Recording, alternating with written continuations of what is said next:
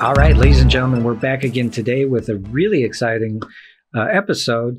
Today, we're going to be talking about nuclear war with an expert, with somebody who's been studying it for about 40 years. Professor Brian Toon. How you doing? Good. How are you, Chris? Good, considering the ominous, presence of the possibility of nuclear war. Exactly. Yes. It's scary, isn't it? Yeah. I'm not looking forward to. So I'm in Germany, which is incredibly close to where all the action is at this moment. How close have we come in the past to nuclear annihilation? Well, we've come very close to it several times. The best known case is the Cuban Missile Crisis, where the United States and Russia were, Soviet Union at that time, threatening each other with a nuclear conflict because Russia was putting missiles into Cuba, which would have been able to reach the United States in a very short period of time. That was what was scary about it.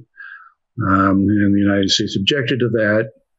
And there was a political back and forth between the Soviet Union and the United States over it. And eventually, it's kind of an interesting story, actually, of what happened there. But to cut it short, and basically the United States agreed to remove missiles from Turkey if the Russians would pull their missiles out of Cuba, which, of course, the United States hid because Kennedy didn't want to admit he'd made a trade like that. But this was dangerous because the United States put up a blockade around Cuba to stop the ships delivering the missiles. And there were two things there that were particular flashpoints. One of them was there were 5 or 6 Russian submarines there armed with nuclear torpedoes. And just for fun, the U.S. decided, well, let's just throw some hand grenades over the side and try to drive them to the surface and see what they do. How much fun could that be? And of course, the Russians didn't know that these weren't depth charges. They thought they were being depth charged, which were larger things which could have destroyed them. And so most of them surfaced, which led to the captains being fired or sent to Siberia or something. But one of them had 3 officers on board that were in control of the nuclear torpedoes. And 2 of them voted in favor of launching the torpedoes. And one of them, who was a political officer, said, no, you can't do that. And so they didn't. But, that would have triggered off probably a nuclear conflict. That the other even scarier part is that not only did the Russians have long-range missiles they were putting into Cuba, but they also had a lot of tactical or smaller nuclear weapons. So if Kennedy had decided to invade Cuba, which he had tried to do previously in the Bay of Pigs fiasco, but if he tried again to do that, then they would have been about 50 tactical nuclear weapons there that would have destroyed all the invading forces, which would have certainly led to a nuclear war. So that was the closest we've come to a nuclear conflict, but there have been a bunch of other cases in which there have been misunderstandings. So this is the special danger right this minute, because Putin's obviously threatening to use nuclear weapons here, and so there's certainly, no matter what the government says, they're paying a lot of attention to what's going on. And in the past, especially when there have been changes in detection systems, so we're constantly looking for the Russians to be launching missiles, and they're looking for us to be launching missiles. And the reason we look for this is because there's only about 30 minutes to detect the missile launches before they land and start blowing things up. And so if Russia decided to do a first strike, or we decided to do a first strike, there'd only be about 30 minutes before, if it was the Russians who tried to do a first strike, we'd only have about 30 minutes to launch the missiles we have sitting in silos before they were destroyed. So where I live in Colorado, there's 50 nuclear weapons sitting up in the ground up near Fort Collins. There's another altogether 400 of them and strung through Colorado and Wyoming and Nebraska and Montana, South Dakota. Those are all targets. And so if you don't want to lose those, you have to launch them within 30 minutes. So you can imagine, the Republicans like to claim Biden is senile and asleep, which is probably just political propaganda. But nevertheless, you can imagine it's the middle of the night here in the U.S., daytime in Russia. The Russians launched their missiles. Jill's running down the hall trying to wake up Joe, and wake up Joe, you got 20 minutes to decide to end the Western civilization and launch our missiles.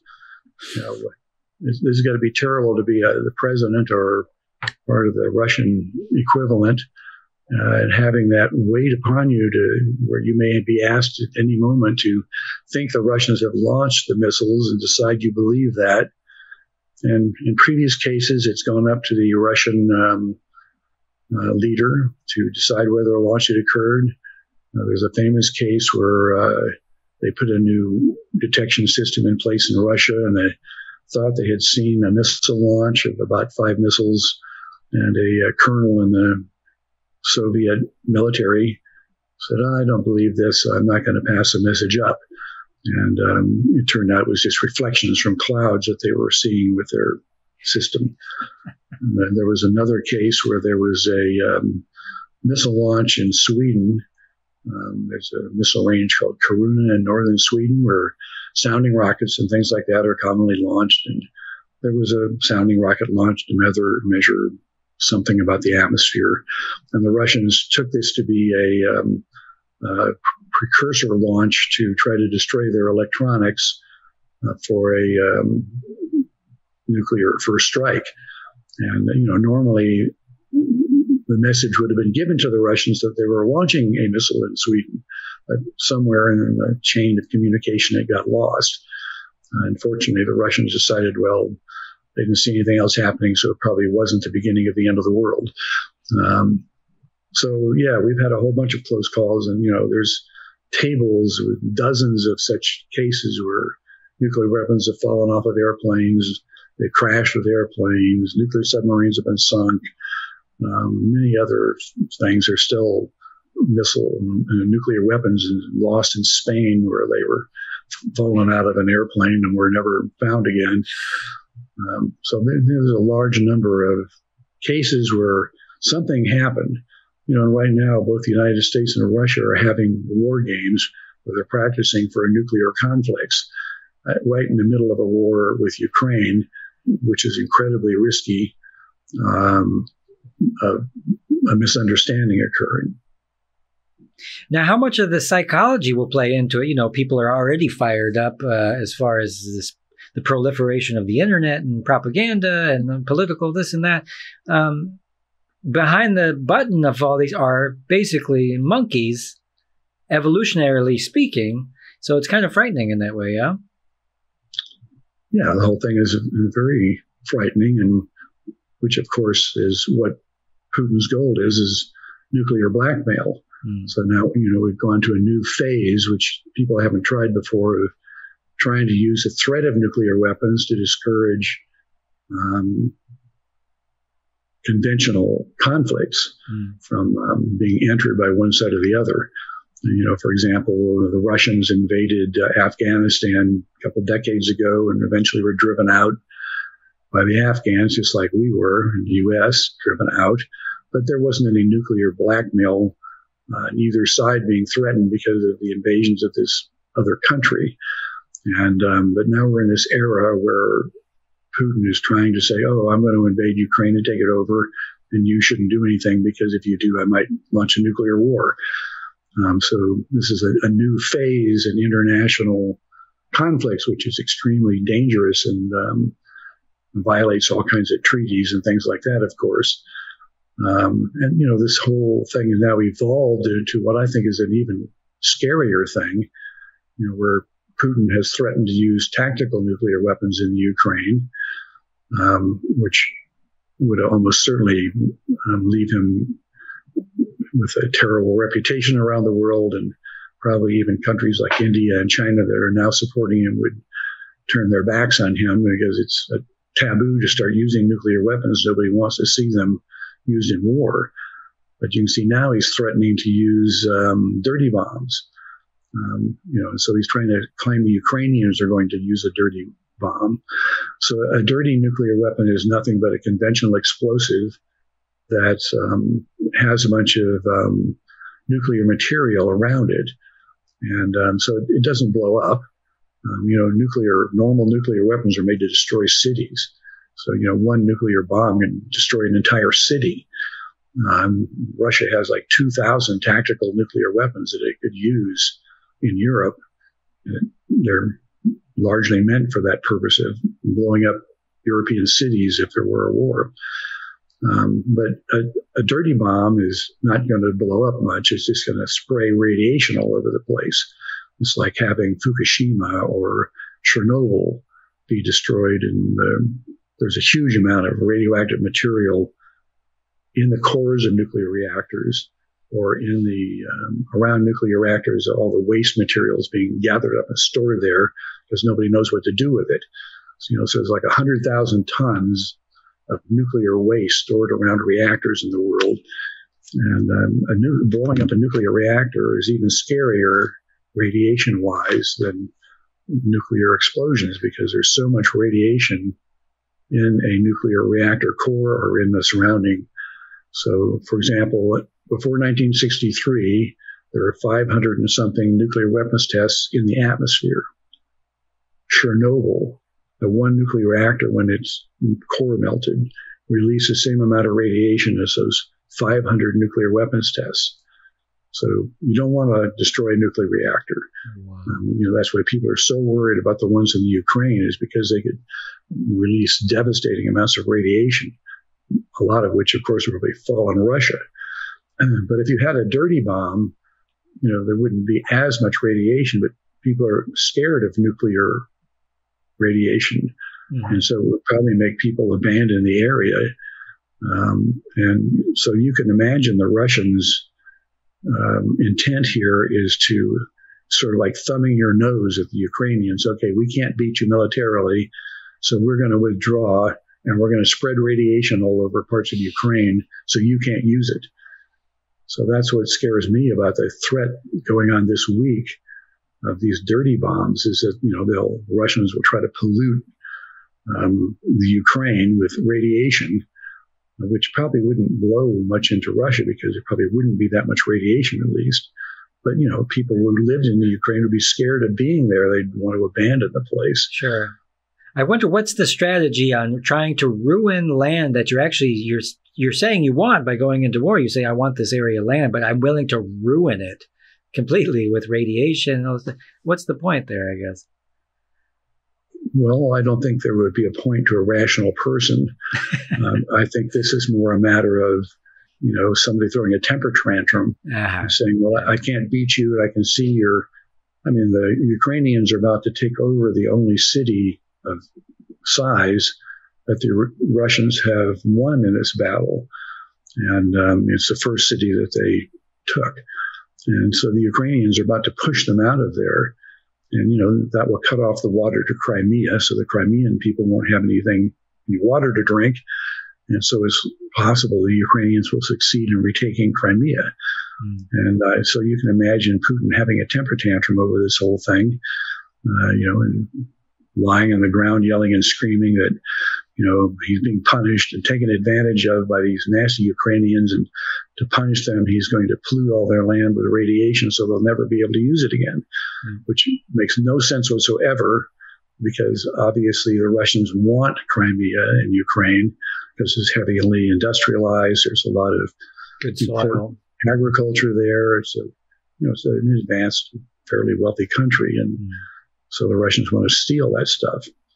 And so it's only a temper tantrum that would make you do something like this. All right. Well, hopefully that he exhausts himself and he takes a nap. But if something like this did happen, nuclear bombs detonated, within the middle, you basically dead, and that's like the best case scenario. What happens in a nuclear winter and kind of the outside of that blast radius? What's going on there? Yeah, so a nuclear winter doesn't really involve a single nuclear weapon. As I mentioned a few minutes ago, there's 500 nuclear weapons that were blown up before 1963, mostly in the atmosphere. And, they were blown up on islands or deserts.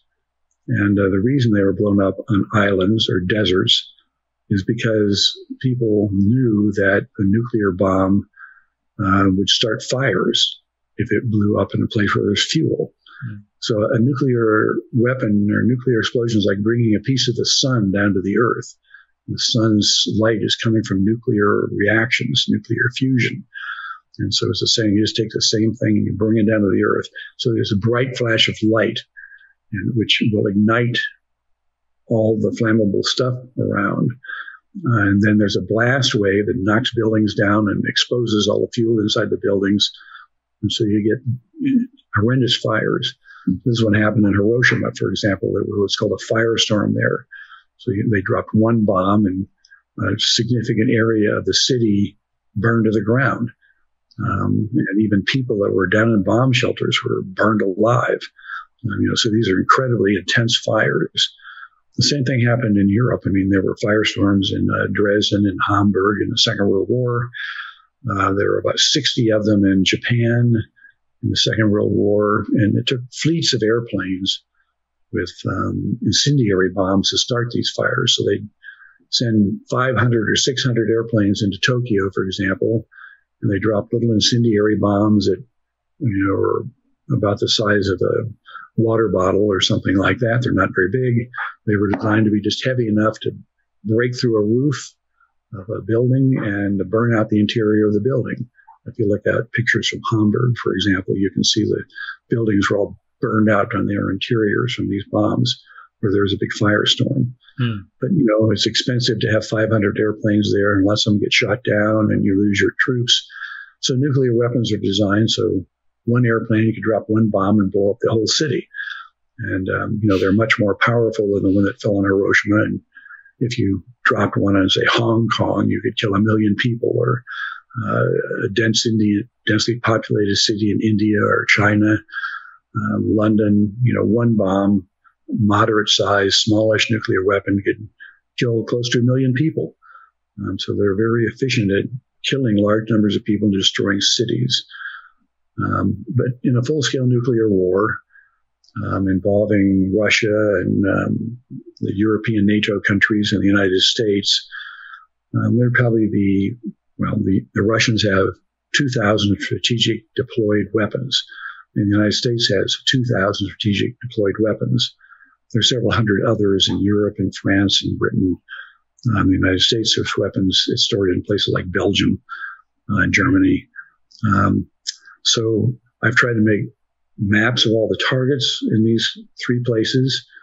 And, there's more than 1,000 targets in the United States that are military bases or things like power plants, things like large airports. They would all be targets. There's more than 1,000 such targets in the United States. There's around 600 of them in Europe. Military bases, NATO bases, countries that are not NATO bases, but like Germany has its own military bases. Then there's another 1,000 targets in Russia. So if you used these 4,000 weapons in a nuclear war, then the blasts in cities would probably kill several hundred million people.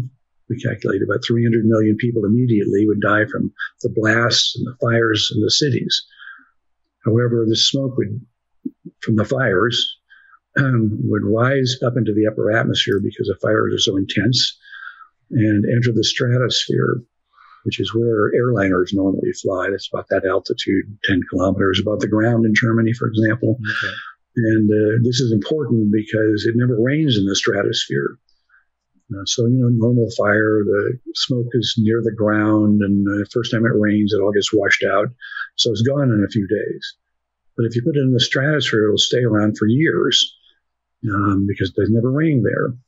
So it will spread quickly around the Earth. And so our climate models, a lot of this we can see happening in natural phenomena. Like there have been forest fires that put smoke in the stratosphere in the last couple of years. We've seen exactly what they did. The smoke does things. It rises to very high altitude because it's black. It absorbs sunlight. It's heated. And that was predicted by our models and observed. So we know parts of this from observations of things that have happened. That, obviously nothing like this has totally ever happened in the history of the Earth, or we wouldn't be here. The closest analogy is probably the extinction of the dinosaurs, where it seems like everything on the surface of the Earth burned, and it drove the dinosaurs and 90% of the species of mammals to extinction. But at any rate, so this smoke spreads out over the Earth, and it blocks about 80% of the sunlight from reaching the surface, which causes temperatures to drop at the surface very rapidly. So in our models, we've looked at separate countries like the Ukraine and Iowa, which stay in the United States. And in those two places, Ukraine and Iowa, the temperatures fall rapidly as soon as the smoke gets there. Just like every night it gets dark, temperatures drop, exactly the same thing. Physics is not obscure. It happens every year. Summer and winter, that happens every year. It gets cold in the winter. Well, in this case, the temperature drops below freezing, even if it's in the summer when the war happens, and it stays below freezing for a couple of years. There's no day without minimum temperatures below freezing at mid-latitudes for a couple of years in a nuclear winter. No one's going to grow any plants. Agriculture is going to fail. We just published a calculation, and we looked at how many people will still be alive in each country in the world following a full-scale war between Russia, the United States, and the NATO countries. And we calculated that about 2% of the people in Russia would still be alive. A similar fraction of the people in Canada and the United States and China. Only a few percent of the people there would survive. Everybody else would die of starvation because there's no food to eat.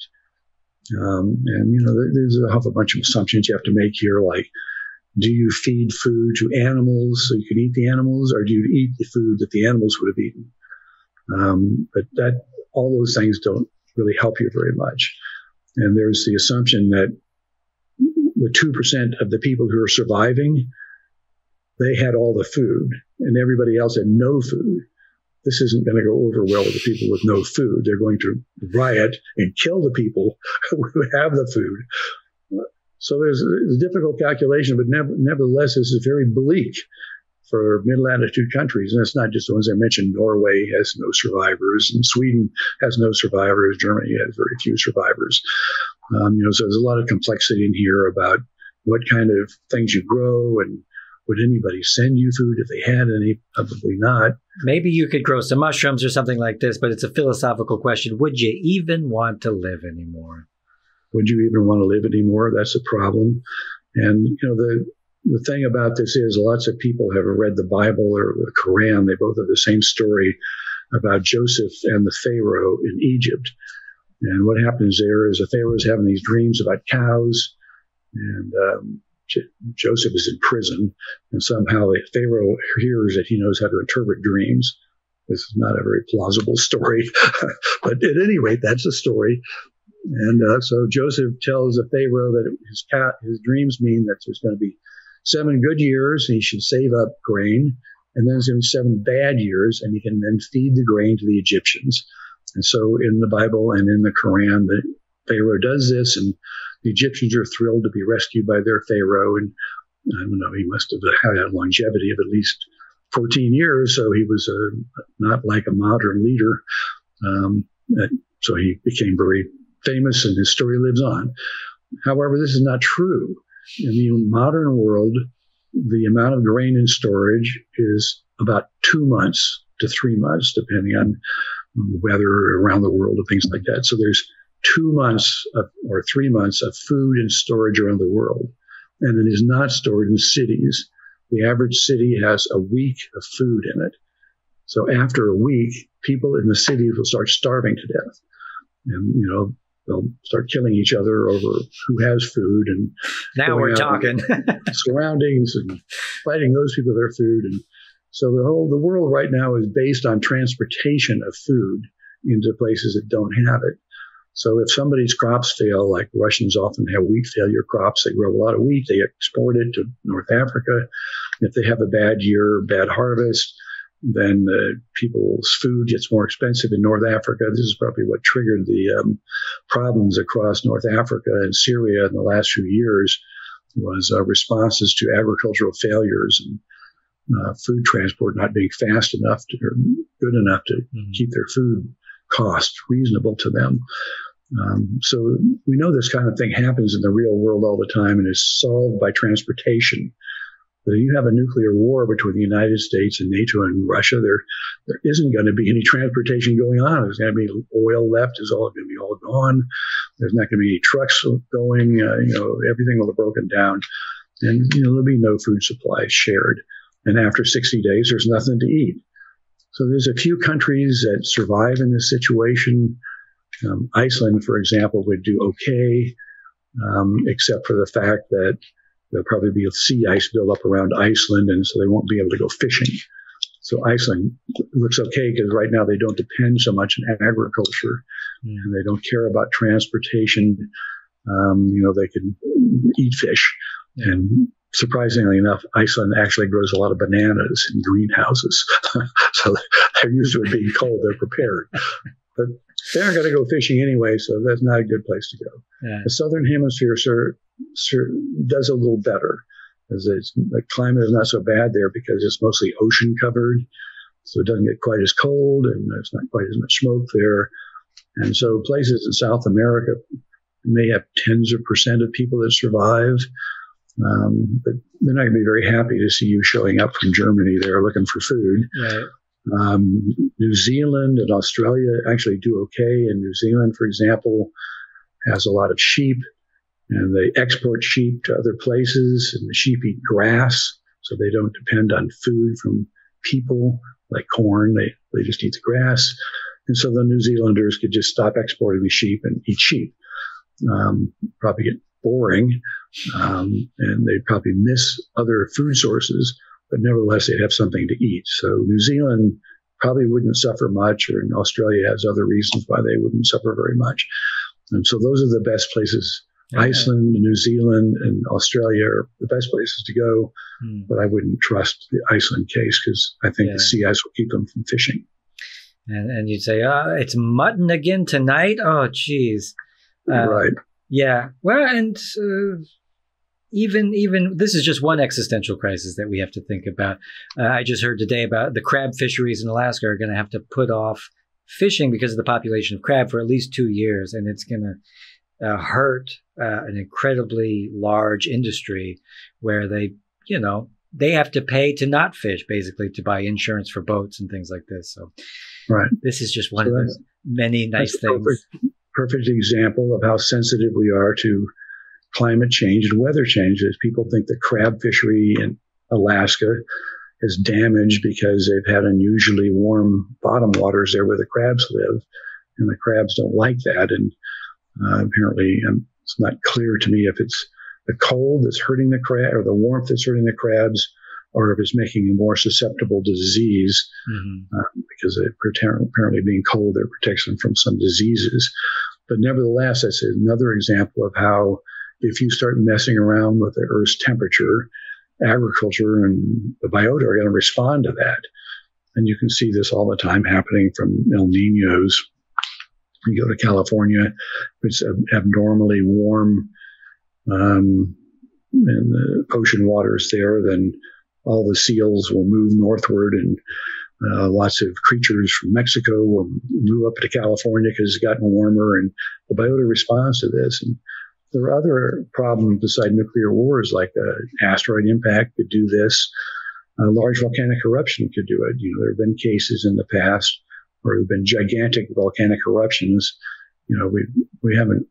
There was a case in 1815 where a volcano triggered a year without a summer in the United States, supposedly in New England, which caused famine there, because it kept having frost in the middle of the summer, and it caused problems in Europe. There was a lot of nasty weather in Europe.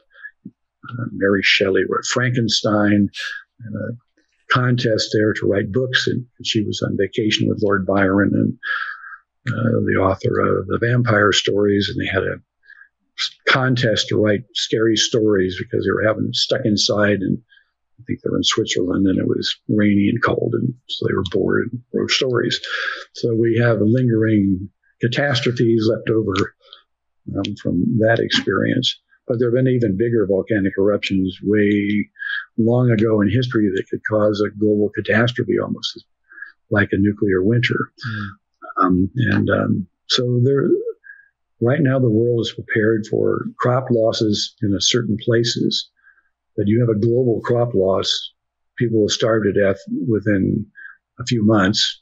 And that's what's wrong with the idea of growing mushrooms and things. I mean, sure, you could adapt to loss of agriculture if you had time to do it, but you only have a couple of months before you're out of food.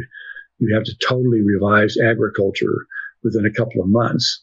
That's not going to happen, at least in the United States, because we just sit here and argue with each other over about what to do for a couple of months, or not do anything. Look at politics, right?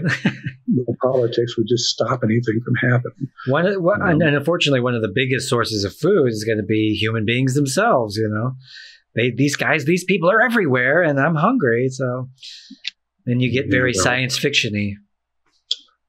Yes, well, I knew a woman once who was a descendant of the Donner Party. Oh, God. And they were coming across the mountains, the Rockies and the Sierras in the wintertime, and wagons going to California, and they got stuck in the winter and started starving to death. And supposedly they started eating each other, the ones who were trapped there.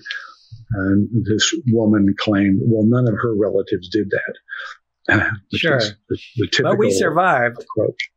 Yeah. And there are other phenomena like the Winnebago Indians in southern Canada, hundreds of years ago, had great fears of the wintertime and cannibalism, because if they didn't have enough food going into the winter for some reason, they couldn't find a deer or something to kill. They'd be trapped in their houses, starving, and they had tremendous fear of cannibalism from that, which led to religious ways of dealing with it. So, yeah, people around the world have faced starvation before and many times, and it's not a good idea and not a pleasant thought. Yeah. And eventually we'll run out of family members and neighbors and such. So another thing is the radiation, like we were talking before.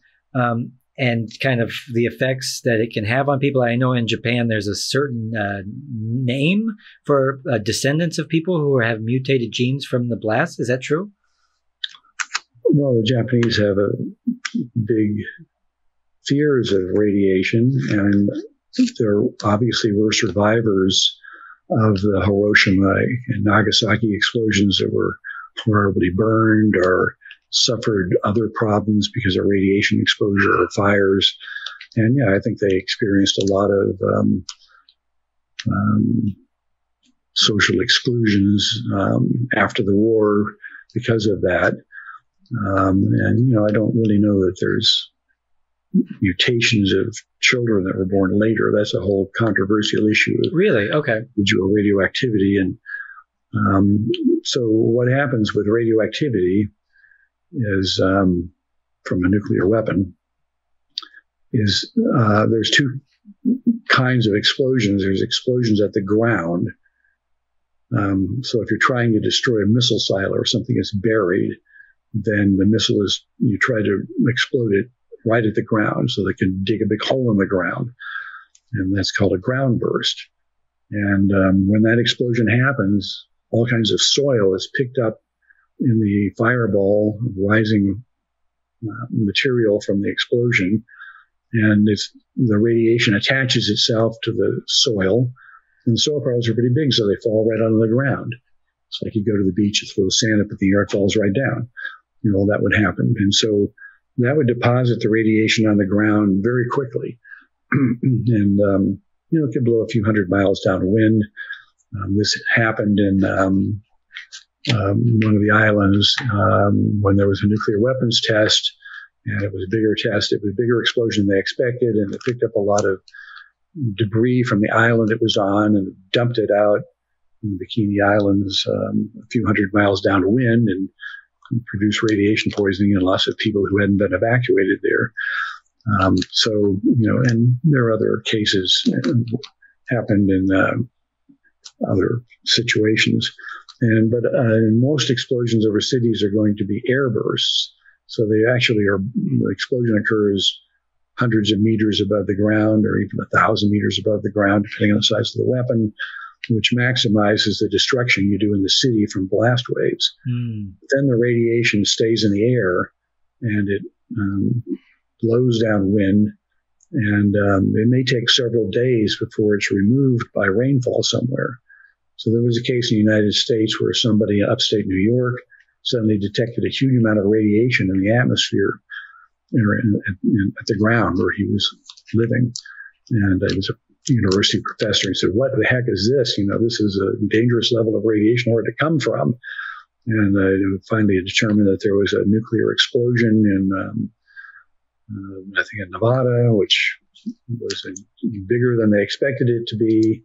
And not only that, but it went up and it got caught in the jet stream, and which they didn't know much about. It got carried over New York, where it hit a storm and got rained out of the ground. And of course, the Department of Defense denied this happened for a long time, so it wasn't important anyway. And so there's a lot of cover up going on there. But nevertheless, the lesson of this is that nuclear radiation from a bomb decays very, very rapidly. And so if you happen to be in a place where there were an explosion, then the best thing to do is try to stay indoors in some place where you're not having air come in from outside, and try to stay there for a few days so that you're not exposed to the radiation. It will decay by a factor of 1,000 or so in just a few days. So the worst thing to do is go running outside where there's fresh radiation, and try to run away from that. You're kind of stuck there, because if you're really in the middle of a city, there's probably going to be fires all around you, which would be instant death. So you probably want to run from that, but then you're exposing yourself to the radiation. So the punchline is the radiation is highly hazardous for a few days. But the biggest danger here is that a nuclear weapon would destroy a nuclear power plant, because there's a huge amount of radiation stored there, much more than from the bomb. And, so if you start rupturing nuclear power plants, or you start damaging the nuclear waste around them, you can release a huge amount of radiation that way. As I mentioned before, the Chernobyl nuclear power plant released as much radiation as 500 nuclear weapons exploded in the atmosphere before 1963. So that's the danger, is these nuclear power plants. There's a lot of radiation there. You don't want them to be destroyed or ruptured or even burned conventionally. It's just like Fukushima. If you lose your power supply and you can't cool the power plant anymore, then the power plant is going to melt the core down and release radiation. That's what happened at Chernobyl. That's what happened at Fukushima. What happened at Fukushima? There was an earthquake, and the vital parts of it just cracked in half and became damaged. No, what happened there was that the power plants were near the coastline, and so they tried to turn off the power plants because of the earthquake. But the generators to supply power conventionally were exposed to water from the tidal wave. And so they were destroyed in the tidal wave. And so then there was nothing to keep the core of the power plants cool. And so they got hotter and hotter, and they eventually melted, and some radiation was released. In Chernobyl, actually, they had explosions within the core of the power plant because of some of the gases that were released blew up and ruptured the core. But that was the same situation, and this is what they're afraid of with this one Ukrainian plant that the Russians control, is that they'll lose power. The Russians have shut the power off because they don't want the Ukrainians to have power. They try to freeze them to death. That's their current strategy, is get rid of all the power plants and freeze the Ukrainians out. But in this one power plant, they have to have a connection to external power so that they can keep the cooling going on in the power plant. And so they lose the cooling, the power plant is likely to melt down, just like Fukushima or Chernobyl. Okay. And, the Russians don't want another Chernobyl. That stuff falls in Russia. So I'm sure they're trying to prevent it, an accident from happening, but it's very risky to play these games with power plants, of nuclear power plants. You can lose control of them. Yeah. So let's say the political leaders and the kind of the brainless army people these are people that are scientists or anybody that have any foresight into protecting nature or the rest of the earth. They're very much fighting oriented and power hungry. And it's a shame. But I mean, what are the benefits and dangers of nuclear energy? Is it, in your opinion, is it a good thing, or is it something we should be rethinking? Well, this is a controversial thing that isn't really related to much of what I study. Sure, but it's in the realm. Right. And so the issue is, nuclear power has historically been pretty safe. Not many people have been affected by it except through these accidents. Yeah. And there's a lot of power plants around. Most of them haven't had accidents. The accidents that have occurred mostly through stupidity, like Chernobyl. People were testing the power plant and just didn't pay attention to what they were doing. And, I think in the 4 Mile accident in the United States, somebody was wandering under the power plant with a candle and started a fire. They didn't know about flashlights, apparently, for some reason. That was stupidity. A stupidity at Fukushima, that the generators were not elevated so that they wouldn't have been destroyed in a tidal wave. But nevertheless, so they're, are generally fairly safe, and they don't produce carbon dioxide or anything. So so there's two people in the current arguments about global warming, two sides. One side says the only way out of this is nuclear power. It produces a great amount of power. It's continuously working. It's not like the wind that goes on and off or the sun that goes up and down. And it's a very reliable power source. And then there's the other side that says, well, we can get all the energy we need from wind and solar and battery power. So there's a conflict going on here. And in my mind, nuclear power is the same problem that we've already experienced twice and we haven't learned from. Why do we have an ozone hole? It's because we put all these chemicals in the atmosphere with long lifetimes. They're safe chemicals. They're incredibly useful. They're chemically inert, so they don't hurt people very much. You think, this is great to have chlorofluorocarbons in our air compression and for air conditioners and as foam agents to insulate things like refrigerators. But then there are people that said, this stuff's getting into the stratosphere, it's decomposing, it's destroying the ozone layer, which would cause cancers all over the planet. It was dangerous because it had 100-year lifetimes. That's why it's still ozone holes around. They're not going to disappear until the end of the century sometime. And then that's the first stupid mistake. The second stupid mistake is the carbon dioxide, using fossil fuels. It's handy material. There's all this coal and oil around. It's a great thing to burn. It's kind of deadly, and it kills tens of thousands of people every year in the United States. Around the world, air pollution from these fossil fuel plants is killing millions of people every year prematurely. So it's not like it's a benign fuel, because it's hazardous to your health to breathe the fumes. But nevertheless, the real problem there is that carbon dioxide, if you put it into the atmosphere, stays there for thousands of years, tens of thousands of years, maybe even 100,000 years. So when I drive my car somewhere, the CO2 from that, 20% of it is probably going to stay in the atmosphere for thousands and thousands of years. The rest of the other 80% goes into the oceans.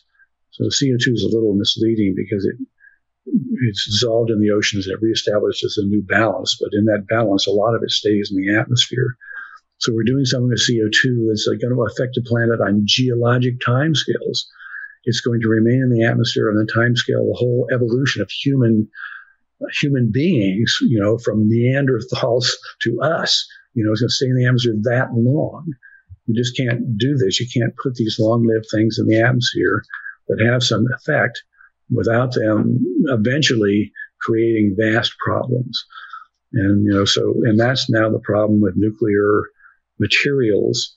These nuclear power plants are surrounded now by 100,000 tons of nuclear waste, which is like leftover reactor rods. It's just as deadly as the stuff in the reactors. That stuff's going to sit there for 100,000 years or something. What are we going to do? Okay, we've got these nuclear power plants. Everything is 100 years. Your refrigerator doesn't work anymore. Computers last like 5 years. Nuclear reactors, maybe they might last decades or 100 years. Then they're going to be sitting there. What are we going to do with this stupid thing? We're going to have to put concrete shells around it. And if we go that way in 1,000 years, every place is going to have a concrete dome over some reactor. And we don't even know what to do with the nuclear waste. That industry is totally irresponsible. Politicians will not deal with the nuclear waste.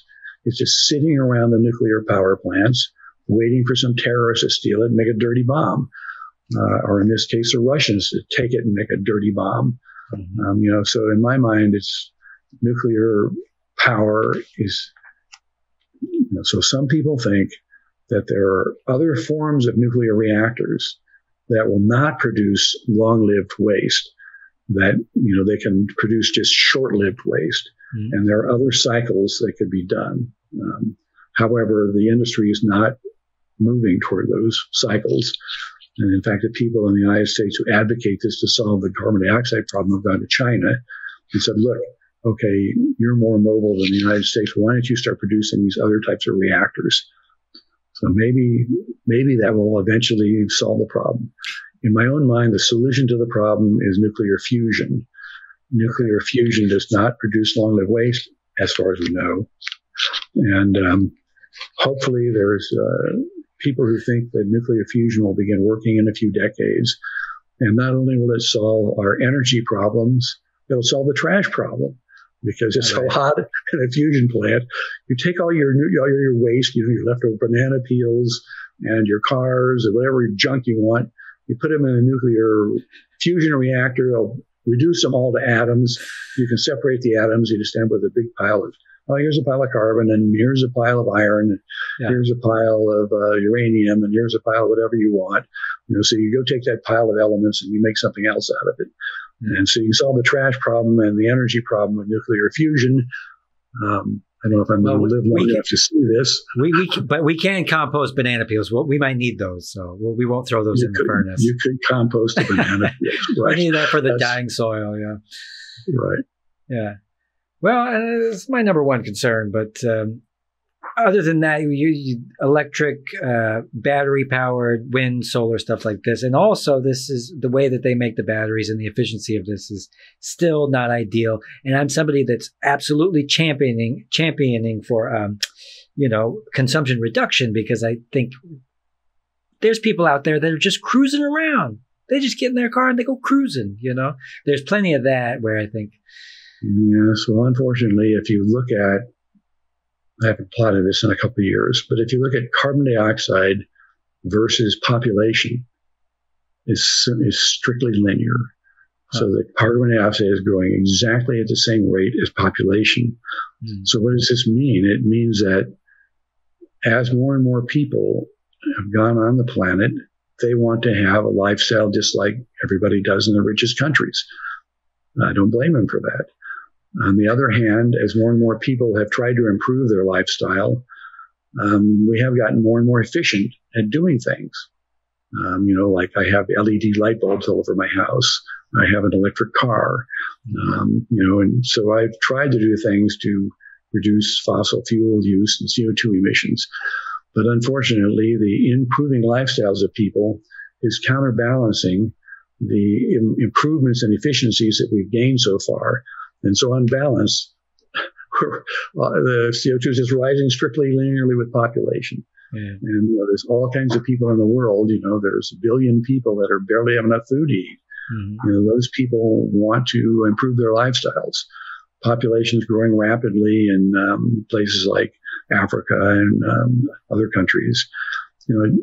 Population is probably not going to continue to rise. I think it will level off toward the end of this century, or maybe in the middle of the century, because women are becoming better educated, and people can see that having huge families is just not in their best interest. So population will probably level off, and then maybe we'll have some hope that we can make CO2 fall by improving recycling and things like that. Yeah. But right now, the evidence is that all the improvements we're making are just consumed by people wanting better lifestyles. Yeah. And we have to do something else. It's not using fossil fuels. Yeah. And truth be told, from everything I've read, I've turned into a misanthrope because I understand that overpopulation is the problem. No matter how much billionaires come out and try to say that, oh, no, we need more people and stuff. This is a supply and demand issue. And as far as the psychology of humans, it's monkey see, monkey do. And they want the same fast car and the lip balm and the whatever consumerist crap that they so it won't end, as far as I can tell. No, I think people want to have a decent. This is one of the interesting things about politics to me. I don't think actually most human beings, no matter what country they're in, want anything much different than everybody else. Everybody just wants to have, enough food to eat, a decent place to live. They want their children to be healthy. They want their children to have good futures. Pretty much everybody just wants those same basic things. They like to travel a little bit and see the world and stuff like that. But most people don't feel like they need a mansion to live in, or that, they need, some really fancy car or something like that. They're mostly, you got a car, you can go from place to place. Who cares what it looks like? Yeah. And, I think most people are, have a reasonable demand. But unfortunately, there's a lot of people in the world that don't even have that reasonable opportunity. Mm-hmm. So I think people are generally reasonable. They disagree about how to achieve enough food for everybody to eat and how to achieve, a decent lifestyle for everybody. And that's what we fight about. And at least in the United States, I think most of the world, people don't disagree about what they want. People just about how to get there and how to manage what they have. And, it's an interesting thing, by mass, people don't amount to much. You can take the entire human population and put them in the top of in the United States, we have Mount St. Helens. It blew up. It's a volcano. It blew up a few years ago, made a huge hole in the top and threw out about a cubic kilometer of rocks. Well, the mass and volume of all the people on the earth is about a cubic kilometer. You take everybody on the earth, you put them on the top of one volcano. It wouldn't be very comfortable, and you'd kill everybody at the bottom, but they'd all fit. So by mass, people don't amount to much. However, people are like pond scum. They cover the surface of the earth. And so if you ask how much space does everybody have on the surface of the earth, they have a couple of football fields. Doesn't matter if it's American football or European football. A couple of football fields is all you have personally to live on. So you got to put your house in this football field. You have to have a little space for the Greenland ice sheet and the Antarctic ice sheet. You have to have a little space for your trash. You have to have a little space to grow your food. So, you only have a couple of football fields to grow all the food you eat, put all your trash there. And so we're occupying the surface of the earth pretty much completely. It take about 1,000 years to get this crowded as we are. Another 1,000 years, if the population keeps growing, people will be shoulder to shoulder. Yeah. That's how it works. People say, oh, let's bury the carbon that we're producing. We'll bury it. Well, the amount of carbon the average American produces is equivalent to the weight of a couple of elephants a year. So to bury the carbon, you have to go to your couple football fields and bury about 2 elephants a year. That doesn't seem practical to me. Yeah. So consumption reduction and population reduction, and maybe logical thinking rather than emotionally driven, manufactured wants and needs. Right. Yeah, I think population has to level off, and it will level off because we won't have any choice about it leveling off eventually. Okay. And the Earth is probably close to the maximum population because can really deal with at the moment. Feels that way. Probably level off at about where we are. Yeah, feels that way. Well, I'll ask you one last question because we've gone way over time, and because you're wonderful and exciting and frightening to talk to. So in a world becoming increasingly unhinged, how do you relax? How do you enjoy? How does Professor Brian Toon, how do you relax and enjoy yourself? Well, that's very simple. Most of these problems are going to be solved. And, I think people are rational. Putin's not the only person in charge in Russia. I think he's just trying to get his way by bullying people, and people won't be bullied. This problem will go away in Ukraine. And I think these other problems are all solvable and will be solved. There's lots of people out there inventing new ways to use energy and store energy and make things better for everybody else. And so I'm optimistic generally about the future. I think, my role is not to panic people. My role is to tell people what the problems are. And I think when you tell people what the problems are, they'll go solve them. Americans and Germans are engineers. That's the basis of both countries. And, even Chinese people, they're all engineers and business people. They see a problem. Hey, I can make money by solving this problem. They all rush out and they solve the problems, and these problems are all solvable. Yeah. So, I have several children. I like my children, like seeing my kids. They're all doing okay. I have a nice place to live in Boulder. I can go out and hike around in the countryside. I like being outside and doing things outside. I like to visit places that are warm. So I like to go places and go snorkeling or scuba diving, something like that. There's lots of stuff to do around the world. It's not benign. I have to take an airplane to go to places to scuba dive. Yeah. Boulder is in the middle of the United States. It has the highest per capita number of scuba divers in the country. They all have to go fly in an airplane to go scuba dive. They all look around and say, I'm tired of this damn mountain. I want to go see the opposite thing. Yeah. Exactly. And all the people who live in those hot places where they can scuba dive or snorkel say, I'm tired of this. I'm going to go ski. Yeah. So they all come here in the winter and ski. So I think I'm optimistic that the world will take care of itself, and inventors and young people will solve the problems we have, and they'll all grow up and their children will complain that they've ruined the world, and they'll all invent solutions to whatever those problems are that still remain. I would say, from my cynical point of view, you're ominously optimistic. I'm ominously optimistic. Yeah. I haven't thought of those two words, but that's probably right. Yeah. Well, I had a blast, and if things progress, I'll have to have you back to let me know if I should buy iodine pills and should I be stocking up on beans and liquor. I'll ask Professor Brian Toon next time. Okay. All right. Be prepared. Yeah. Bye, everybody.